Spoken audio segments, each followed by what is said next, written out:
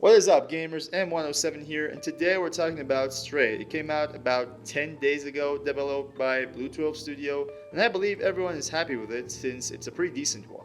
So in this video, we're going to dive a bit deeper to see what actually made it so adorable. Without further ado, let's jump right into it. Number 4 is graphics and details. Not every game with amazing graphics is successful, obviously. Anthem, for instance. But Stray is different, and by graphics I don't specifically mean textures, which in this case are absolutely great. But it's just how detailed this game is. Every tin can on the ground, every vase on the rooftop is interactable. You can literally ruin a desk game between two robots just by jumping on the desk, and their reaction is really impressive to watch.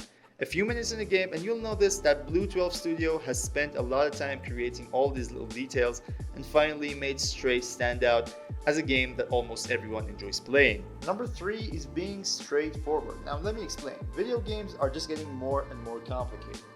All these horror puzzle games and open worlds with a map as big as New York City, you get the idea. But Stray is absolutely the opposite.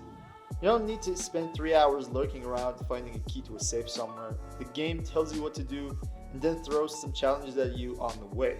Now the puzzles are not too easy, don't get me wrong. But you don't have to be Einstein with 200 IQ in order to progress further.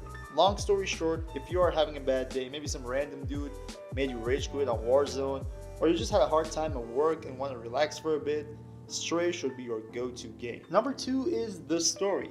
With all the online games and shooters that I'm a big fan of, actually finding a solid story is difficult these days. Maybe back in 2013 it wasn't that big of a deal, but nowadays we all know how things work, right? But games like Stray still keep story-rich single-player games alive, and that's a big relief. It's never easy creating a story filled with emotions and robots at the same time. Although the story never sheds light on certain things like who the oppressors actually are, or what happened that resulted in the disappearance of humans, and the ending could have been expanded a bit, maybe you could see what outside looks like, I can easily say that the story is rock solid and it makes you feel like old days where almost every single game had a pleasing narrative. And finally, number 1 is creativity. The idea of being able to play as a cat had hyped a lot of people. It's not something you see every day. In fact, I've never seen anything like it. It's one of a kind. Now there are thousands of games having robots playing a big role, but how BlueTwelve Studio exhibits them and their progressive evolution is unique. They were basically evolving just as their human ancestors. I gotta say, emotions have also played an important role for this game. You see, almost everyone loves cats, and that alone brings some non-gamer people into the show. When the reveal trailer came out, hyped gamers were all over the place, but non-gamers also found this cute to be able to play as a cat.